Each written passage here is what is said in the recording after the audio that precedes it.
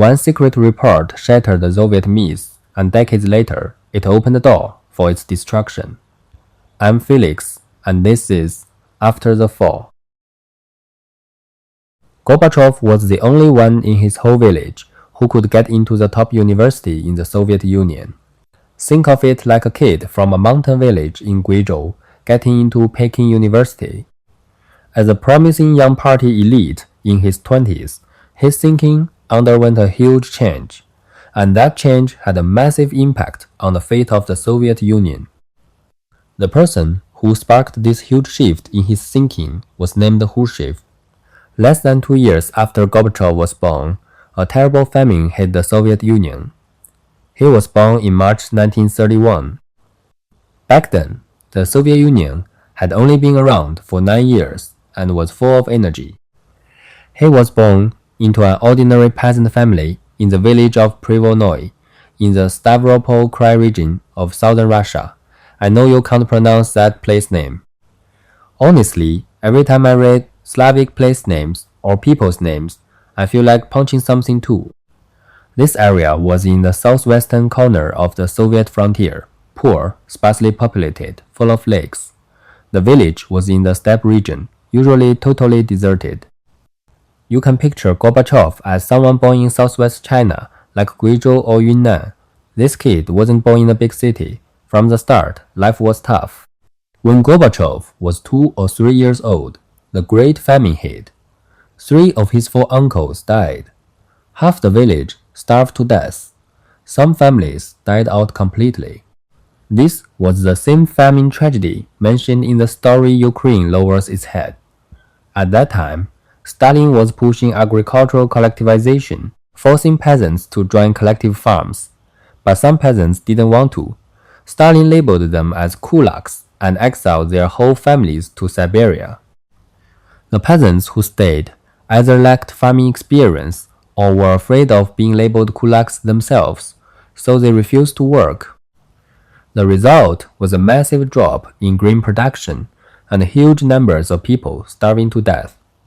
Gorbachev's grandfather also refused to join the collective farm. In 1934, for being lazy and not completing the sowing plan, he was exiled to Irkutsk Oblast in Siberia to chop wood.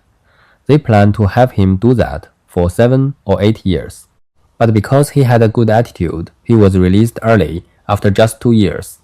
Gorbachev's maternal grandfather was a party member. In 1937, during the Great Purge, he was branded a rightist and a member of a Trotskyite counter-revolutionary organization. He served 14 years in prison without trial. Later, he was released and reinstated to his former position. When his grandfather was arrested, Gorbachev's whole family faced discrimination. He said, "Neighbors and childhood friends looked at him and his family like they were enemies."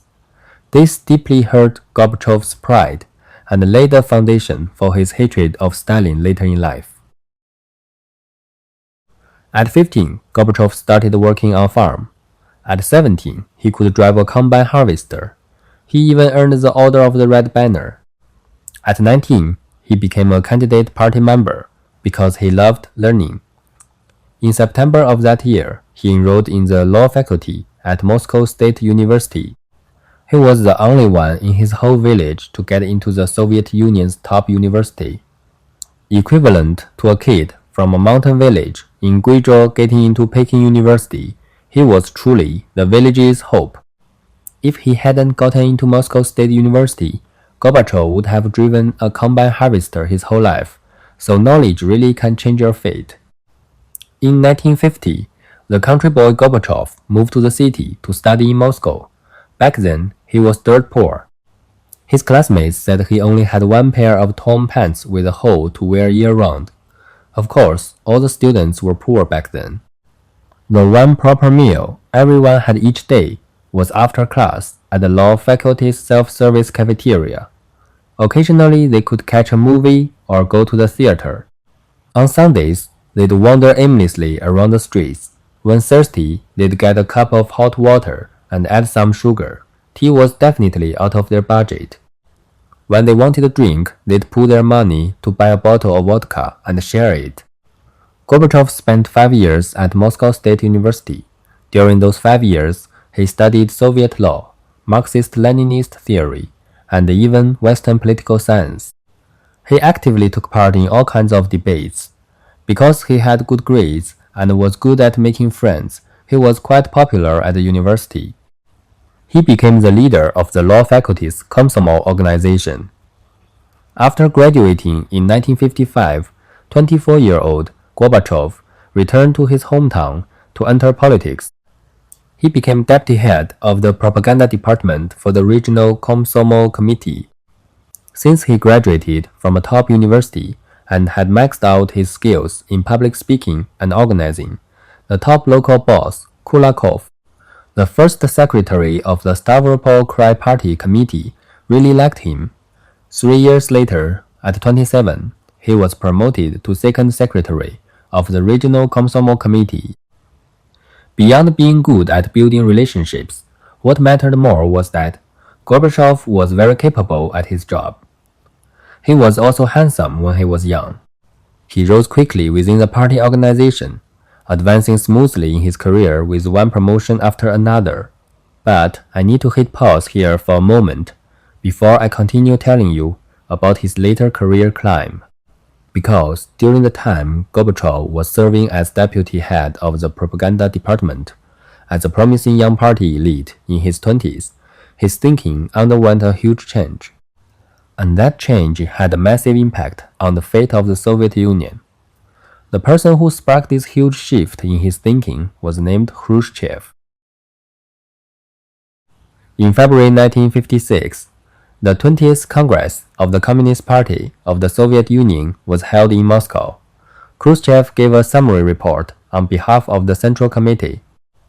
Then, late on the night of February 24, just before the Congress ended, Khrushchev suddenly delivered a super long secret report titled On the Cult of Personality and Its Consequences. It was a full-blown critique and condemnation of Stalin, and it also proposed several measures to overcome the cult of personality. The report was so long that Khrushchev read it for 4.5 hours straight, from late at night until dawn. Before this, Stalin had been a deified figure in the Soviet Union, just like Lenin, the sacred and untouchable great leader. Khrushchev's sudden complete denial of Stalin overturned everyone's basic understanding. It was like telling people the earth was actually square. Shocking. After Khrushchev finished, the whole audience was stunned. Only a few brave souls clapped sparsely. The hall was dead silent. No creaking of chairs, no coughing, not even any whispering. No one even dared to look at each other. No one said a word. Many later historians have verified that most of what Khrushchev said about Stalin in that report was fact-based. Only a very small part remained unconfirmed. There was no audio recording of the report and no shorthand notes. On March 1, Khrushchev distributed the text of the report to members of the Presidium, intending it to be sent to party organizations at all levels. On March 5, the Central Committee decided to circulate the secret report downward, recommending that all party committees, regional committees, and republic-level central committees let all party members, Komsomol members, workers, and staff learn about the report on the cult of personality and its consequences. They removed the top-secret classification but forbade publication. To this day, many historians consider this report the origin of the Soviet Union's collapse. In March 1956, 25-year-old party elite Gorbachev read this report. He must have remembered the great famine that killed half his village, his grandfather who was exiled to Siberia, his maternal grandfather who served 14 years in prison, and the strange looks from the neighbors when his grandfather was branded a rightist.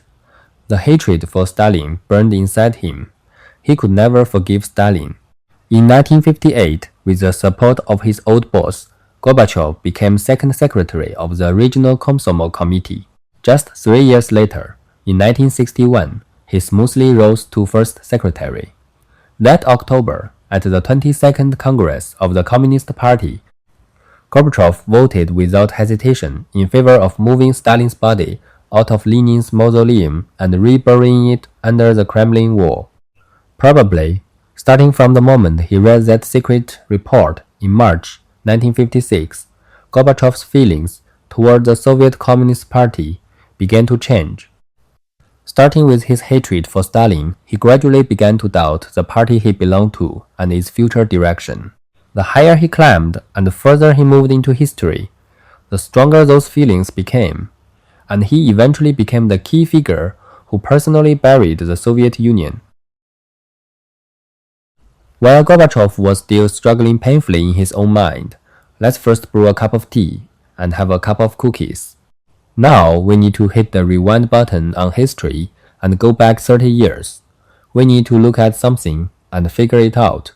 What kind of person was Stalin really? Because once Khrushchev's report came out, Stalin's image completely collapsed. Back then, it wasn't just Gorbachev who was affected. Many young political elites had their worldviews shattered into dumpling feeling, their faith collapsed.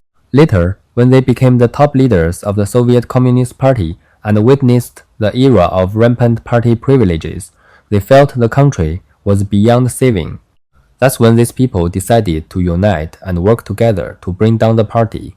So we have to talk about Stalin.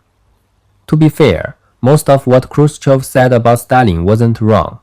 But I always say the root of everything is economics. If you analyze things through economic interests, you can find the underlying reasons behind all kinds of events.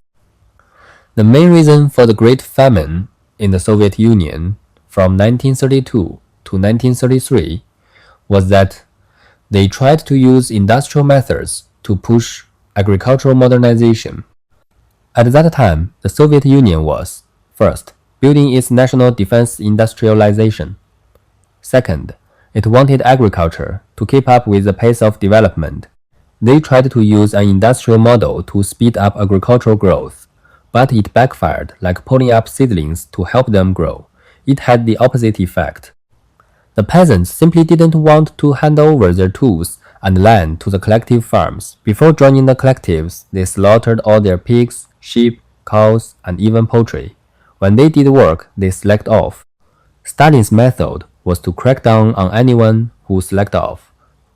That's why Gorbachev's grandfather was sent to chop trees, but people still didn't want to put in the effort or share the communal pot. Grain production dropped. From 1928 to 1933, total agricultural output didn't increase, it actually decreased. Next time on After the Fall, we follow Gorbachev as he tries to hold together a system already cracking from within, and the one decision that sealed its fate. If you want to see the full picture, make sure you are subscribed.